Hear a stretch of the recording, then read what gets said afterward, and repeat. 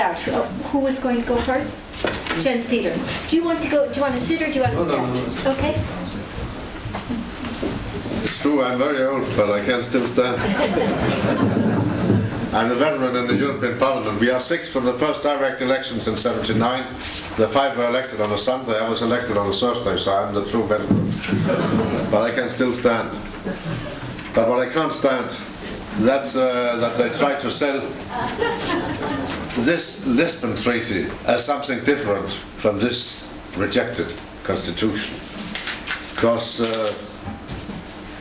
there are some different words. There are 8,500 more words in the new text than in the old one.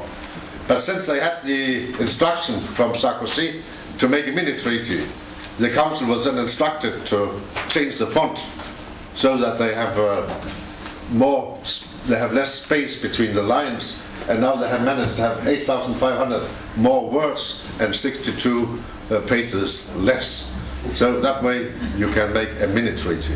There were 12 candidates for the presidential elections in France. 12.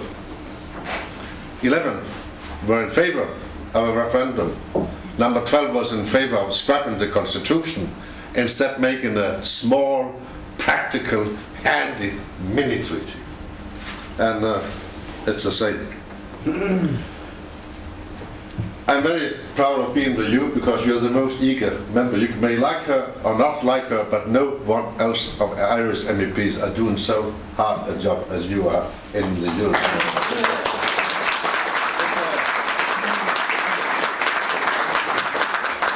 I come very early, I go very late. I see who do their job. She does. When you then go to the comparison between the Constitution and the Lisbon Treaty, the major content is the same. There are 68 new areas of qualified majority where you lose your veto. In the Lisbon Treaty, there are 68 in the Constitution. It's the same. 105 new competences in the old, 105 competences in the new. There are 2 qualified majority votes less, plus 2 more. The net result is the same.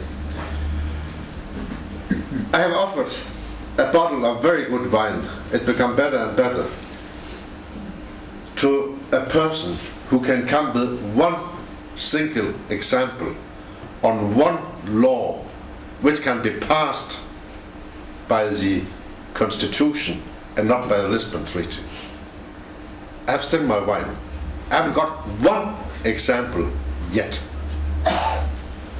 The legal obligations in the 2 texts are the same, and therefore the arguments for referendums the same as well. There's no difference. We had a hearing in the Danish Parliament some weeks ago where I asked 3 times the experts, among those the person who did the Dutch report abolishing the referendum, or giving the basis for abolishing the referendum. 3 times I asked her to give one example on an area which cannot be touched by the Lisbon Treaty, where you are solely on your own, where the member states decide solely on their own. After 3 questions, not one example. Then they started in the 4th round with an example, the church. No, we have in our rule, in our constitution, you haven't got it any longer in yours, but we have a rule on primacy to our religion. It's illegal under the Lisbon Treaty. Even religion is a question touched by the Constitution and the Lisbon Treaty in the same way. There's no difference.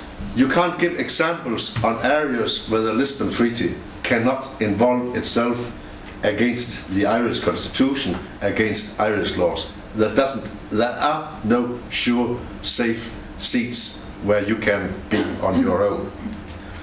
But then they have managed to change the presentation. They take away the word Constitution from the front page.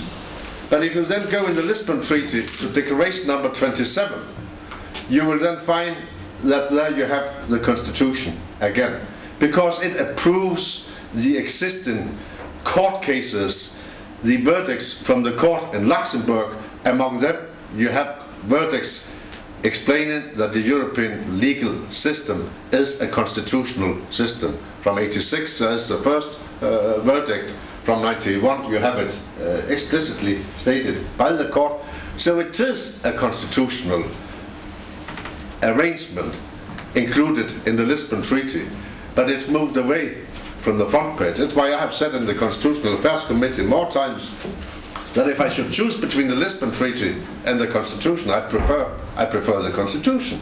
It's at least a readable document and an honest document, and there's no legal difference. Then you take the primacy on community law. In Article 1.6 in this Constitution, it's stated that if there's a conflict between an Irish law and a European law, the Irish law shall be scrapped, the European law will prevail.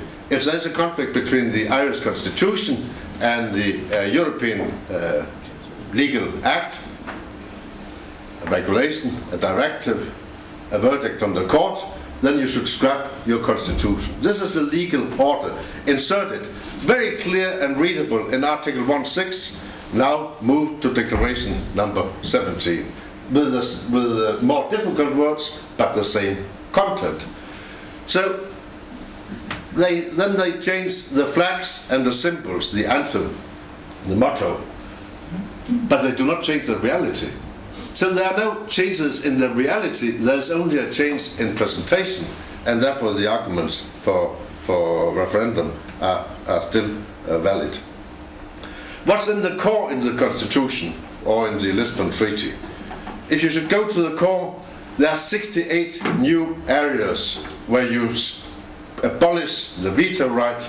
It means that Ireland can have their say, Denmark can have their say, if there is a sensitive area. And I have to say, I'm strongly in favor of majority decisions, also in sensitive areas, but I want to have a veto right if it's really sensitive. And if the National Parliament instructs the Prime Minister to go to a summit and defend a sensitive issue on tax, on abortion, on social security, there may be areas which are too sensitive to deliver just to qualify the majority vote in Brussels. But there are 68 new areas, and no other treaty amendment had so many new areas for qualified majority vote. Maastricht Treaty 46, no, Nice Treaty 46, Maastricht Treaty 30, Amsterdam Treaty 24, Treaty of Rome, you were back to 12. So it's the most far-reaching treaty we are talking about. But in addition to the 68, there is what you would call ad libitum, because the prime ministers can decide on their own without asking you again to go from unanimity to qualified majority. Also in taxes, also in social security, also in the most sensitive areas, they do not need to ask you. The Prime Minister shall maybe have a majority in the Dáil for doing that, but he shall never ever more ask you. Because this treaty is a self-amending treaty, we call it. And you should look in Article 48, Piece 6, and there you will see that the Prime Ministers can meet in a summit, and then they can change the treaty on their own. So, in the 30 areas left with unanimity, they can change from unanimity to qualified majority without asking you. With one derogation, on defence they can't do it, there is still unanimity. When there is no area which cannot be touched by the Lisbon Treaty, then you should not only fear qualified majority votes in the Council, you should also fear, for instance, the court in Luxembourg. They can then use the extended areas of cooperation to make it their way. Let me give you a new example.